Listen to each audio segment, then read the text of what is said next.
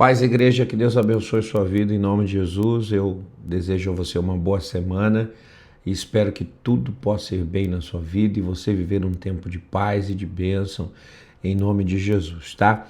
Estou fazendo esse vídeo hoje para que a gente possa recapitular a mensagem de ontem, para que a gente possa alinhar o nosso coração com a palavra de Deus e fazer com que a gente venha viver de forma extraordinária todo o propósito que Deus tem para a nossa vida. Antes de qualquer coisa, eu abençoo você, abençoo sua casa, abençoo sua família e desejo que vocês possam estar vivendo algo maravilhoso na presença do Senhor, tá? Então a gente leu Jó, capítulo 20, verso de número 4, 5, 6 e 7, que diz assim: será que você não sabe que desde todos os tempos, desde que o ser humano foi posto sobre a terra, a alegria, o júbilo do ímpio é breve e a alegria dos maus é momentânea? Ainda que a sua presunção chegue aos céus e a sua cabeça atinja as nuvens, como o seu próprio esterco, ele apodrecerá para sempre. E os que o conheceram perguntarão: aonde está ele, tá? Então nós estamos aqui no segundo ciclo de perguntas e respostas, acusações e debates de Jó e seus três amigos. E Zofar é quem traz essa palavra que deu aí para nós a direção, né, da pregação de ontem, lembrando que aquilo que enfatiza o texto é que o ímpio sempre vai prosperar por pouco tempo. A sua alegria, a sua prosperidade, ela não vai ter uma longa duração, não vai ser pela vida inteira. Sempre o fim do ímpio é inevitável, vergonhoso e destrutivo. Então isso precisa fazer parte do nosso entendimento para que a gente decida aquilo que queremos ser.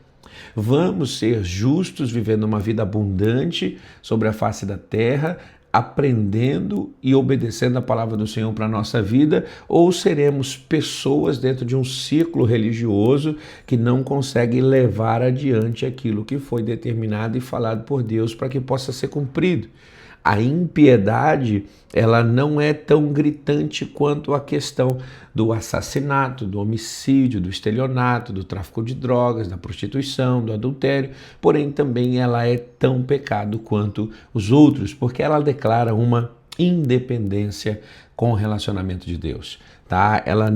A impiedade não se manifesta sobre a vida de alguém que acata, que obedece, que é diligente em praticar, mas somente em relação àqueles que se afastam da presença de Deus, e nós precisamos tomar cuidado com isso, lembrando que a vida do ímpio ela não vai durar para sempre. A vida do ímpio ela não vai ter uma prosperidade contínua. A vida do ímpio ela não será abundante, e esse certamente é o maior cuidado que nós devemos ter para não estarmos afastados daquilo que é propósito de Deus, tá? Por que que a gente precisa aprender sobre isso? Porque a Escritura vai definir o ímpio. Eu lembro que eu falei sobre a diferenciação em Salmo de número 1 entre o pecador, o escarnecedor e o ímpio, que anda no seu próprio conselho. Essa é uma característica da impiedade, alguém que vai para onde o seu nariz apontar, para onde o seu coração querer, ela vai fazer sem consultar a Deus, sem consultar os seus líderes, e nós não podemos praticar isso na nossa vida se queremos ter uma vida extremamente abundante e abençoada por Deus. Provérbios 14, 12, o texto diz: seus caminhos parecem certos aos seus próprios olhos. Então, ainda que haja uma discordância, ainda que haja uma palavra contrária, ainda que tenha uma mensagem de alerta, aquilo que eu decidi eu vou fazer porque parece certo aos meus próprios olhos. Aquilo que eu quero eu vou realizar porque parece certo aos meus próprios olhos. O que vale é a minha opinião e não aquilo que está em minha volta. E nós, fazemos parte da igreja, nós somos um corpo. E dentro desse corpo existe uma hierarquia para que a gente possa abençoar e ser abençoado, para que a gente possa orientar e ser orientado. Eu sempre gosto de tocar em vocês em uma questão que eu acho que é muito importante. Eu posso ser o pastor de vocês, mas eu sou pastoreado também por alguém. Eu posso dar direções de Deus para a sua vida, mas recebo também direções de Deus para que eu possa estar aplicando segundo aquilo que me foi passado. Eu nunca vou me esquecer de uma vez que o pastor Antônio Carlos ligou para mim em um momento definitivo da minha vida, aonde eu estaria saindo a candidato aqui a vereador na cidade de Itanhaém, um amigo meu me chamando, para que eu pudesse sair, tentar e ver, e ali o pastor me liga de vídeo, começa a conversar comigo, e nessa conversa ele diz a seguinte expressão: Haroldo, aonde você está indo? E aí eu expliquei para ele que eu estava indo numa reunião política, o pessoal queria que eu saísse como candidato, e ele falou assim: meu filho, você é um bom pastor, e se você sair candidato a vereador e ganhar, você deixará de ser um bom pastor, porque para ser um bom político é contrário a ser um bom pastor. Continue sendo um bom pastor. Deus te abençoe, amém, um abraço. Desligou o telefone. Eu recebi na boca da minha liderança uma direção para a minha vida e fui para aquela reunião cheio de alegria, cheio de decisão, cheio de comprometimento com a palavra que eu recebi. E nós precisamos trazer isso para a nossa vida. Ser igreja é andar em um corpo, aonde o conselho de Deus e a experiência da liderança que Deus nos levantou vai nos apontar para um caminho onde a nossa vida fica melhor, tá? E a prosperidade do ímpio, ela é real, palpável, mas é temporária, ela vai passar. O ímpio vai ruir, o ímpio vai cair por terra e como Zofar disse no verso 7 de número 20, como seu próprio esterco perecerá, apodrecerá e desaparecerá. O fim do ímpio é vergonhoso, independente da altura que ele tenha alcançado.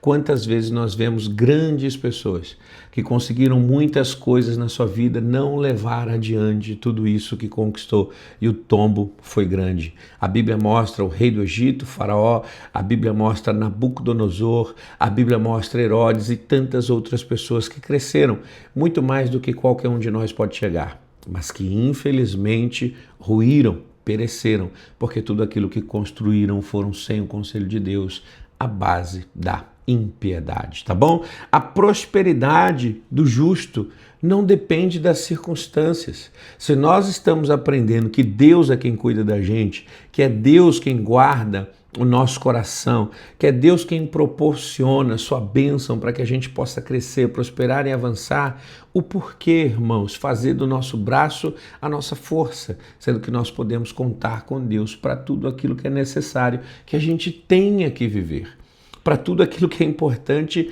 para a gente tenha que fazer.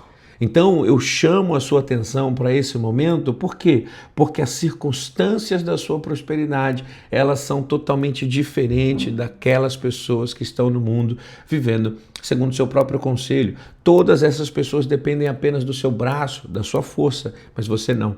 Você depende de Deus. Salmo 112, verso 1, a palavra diz assim: aleluia, bem-aventurado aquele que teme o Senhor e tem grande prazer nos seus mandamentos. Sua descendência será poderosa na terra. A geração dos justos, será abençoada. Na sua casa há prosperidade e riqueza, e a sua justiça permanece para sempre. Ao justo nasce luz nas trevas. Ele é bondoso, compassivo e justo. Feliz aquele que se compadece e empresta. Ele defenderá a sua causa em juízo.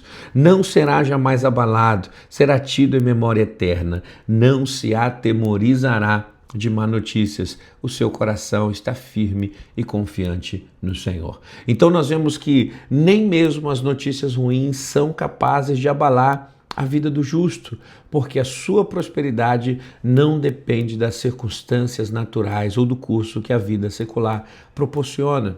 Continue confiando no cuidado de Deus para você. Continue acreditando naquilo que Deus determinou para a sua vida e sempre sabendo que o que Deus tem para você excede a riqueza do ouro, excede a riqueza da prata, excede a beleza dos palácios que o homem levantou.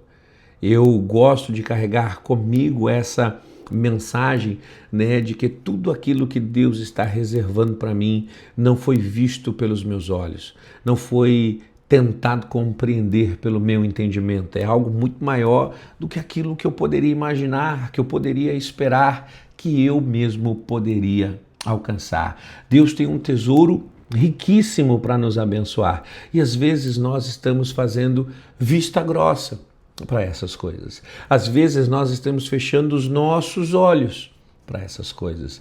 Deus tem algo muito maior para a gente, porque o fim do ímpio é a perdição, mas o fim do justo é vida e vida abundante. Salmo 1:3, ele é como a árvore plantada junto às correntes de água, que no devido tempo dá o seu fruto e cuja folhagem não murcha, e tudo o que ele faz será bem sucedido.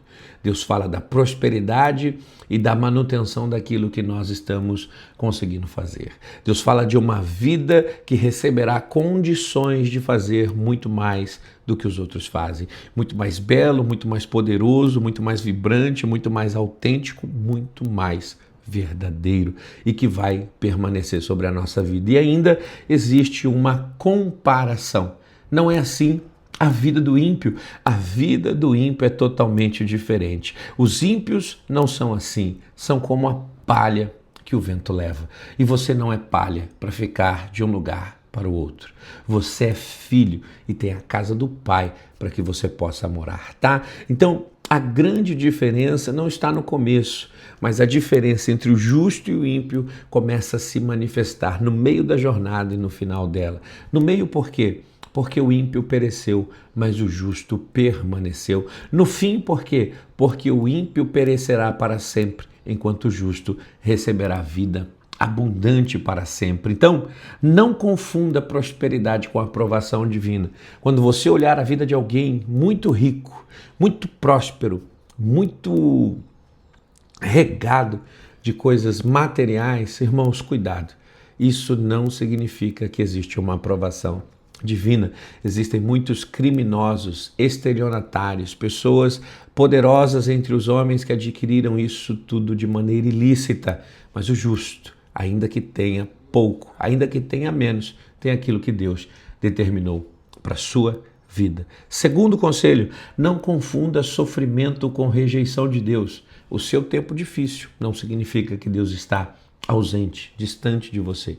O seu tempo difícil não significa que Deus fechou os olhos e esqueceu-se da sua vida. Isso é engano, isso é mentira, isso não é de Deus, isso não é verdade para você. O justo, ele pode atravessar o vale das sombras e da morte, mas ele caminha com Deus. E eu deixo essa mensagem para todos vocês aqui para que você possa meditar nela novamente, para que você possa ouvi-la novamente, porque é muito fácil, é muito tendencioso nós nos esquecermos de tudo aquilo que Deus tem nos chamado para fazer e da forma com que Deus tem determinado para que possamos viver. Como é fácil a gente errar, como é fácil a gente tropeçar nos nossos próprios enganos, como é fácil a gente se afastar daquilo que Deus tem determinado para a gente. E o nome disso, infelizmente, é impiedade. Eu não quero ser um ímpio dentro da casa do Senhor.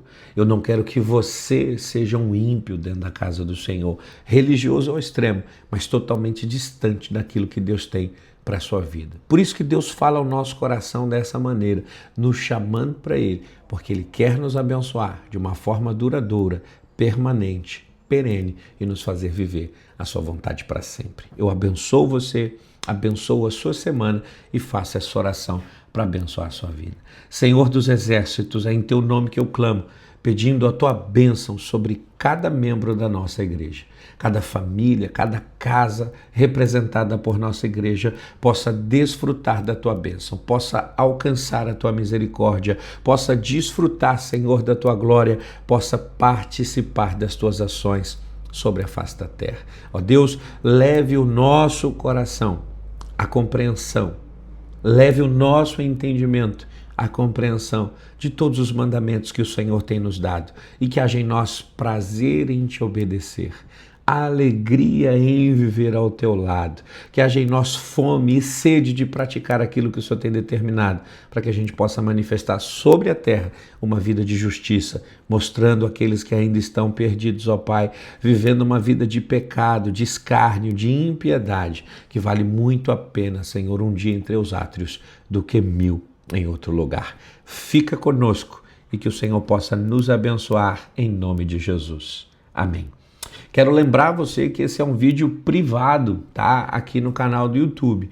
As pessoas só poderão assistir se você compartilhar esse link, tá bom? Eu vou deixar livre para que você possa compartilhar, porque de repente você quer enviar para alguma pessoa que você está chamando para vir para a igreja, fazer o convite para alguém que você gostaria de ver na igreja, então estará livre dessa forma. Então você pode compartilhar com quem você quiser. Deus te abençoe, uma ótima semana em nome de Jesus. A paz.